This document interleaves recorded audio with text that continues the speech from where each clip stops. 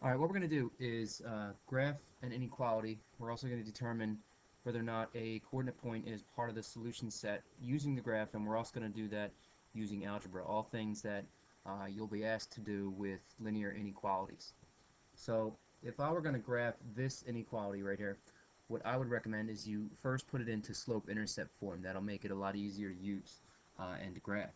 So what I'm going to do is get y by itself. We're going to add 7 to both sides. We're going to get 2x plus y is less than or equal to 10.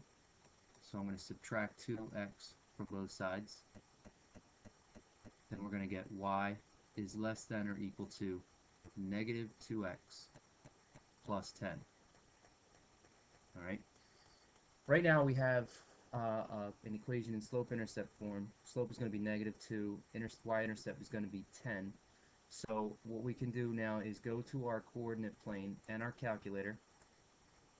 Alright, and what I'm going to do is first put this equation into my calculator. So I'm going to hit y equals, alright, I already had it in here, so I put negative 2x plus 10, and if you didn't already have the standard window up, you would go to zoom 6 and then hit enter.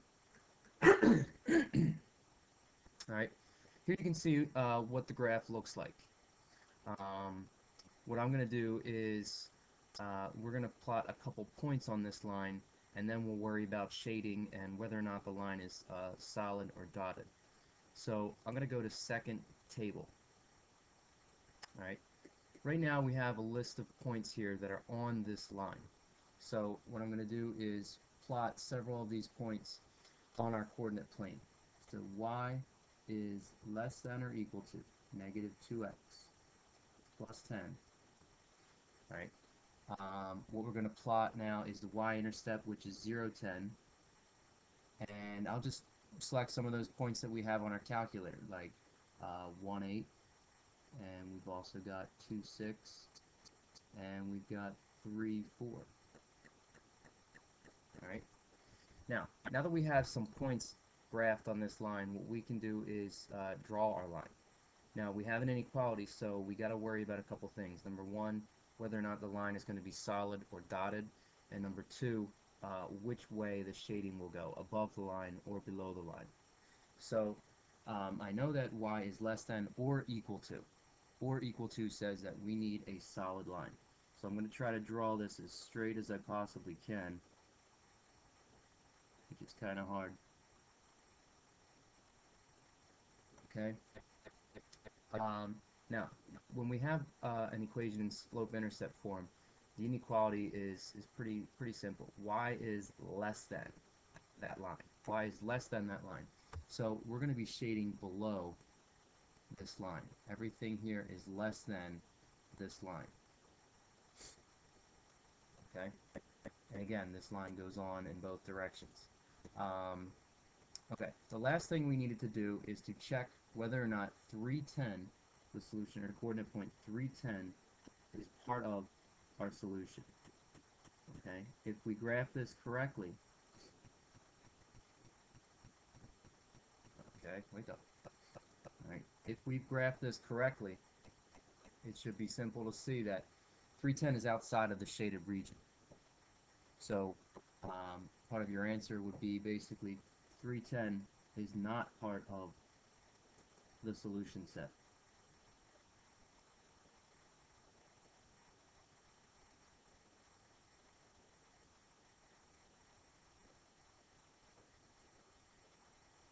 Right, and that is because it is outside of the shaded region.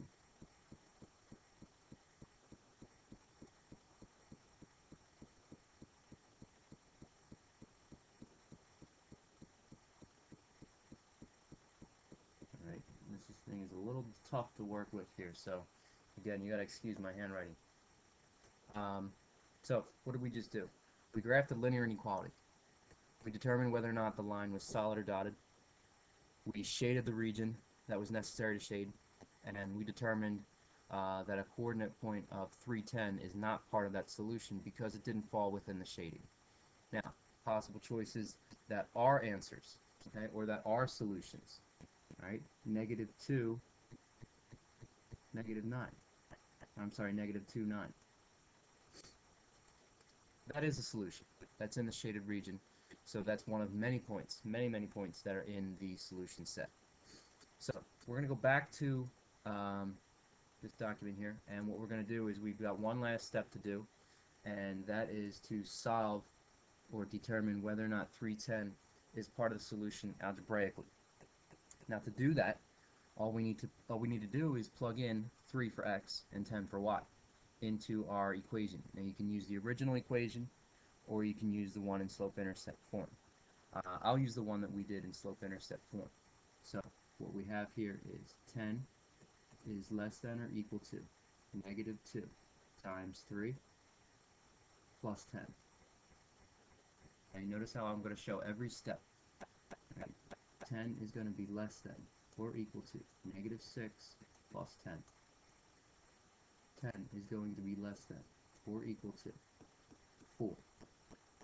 Okay? 10 is not less than 4. Therefore, the coordinate point of 310 is not part of the solution, and we proved that algebraically. So, what you could do here to summarize is say not a true statement, just to be a little more thorough.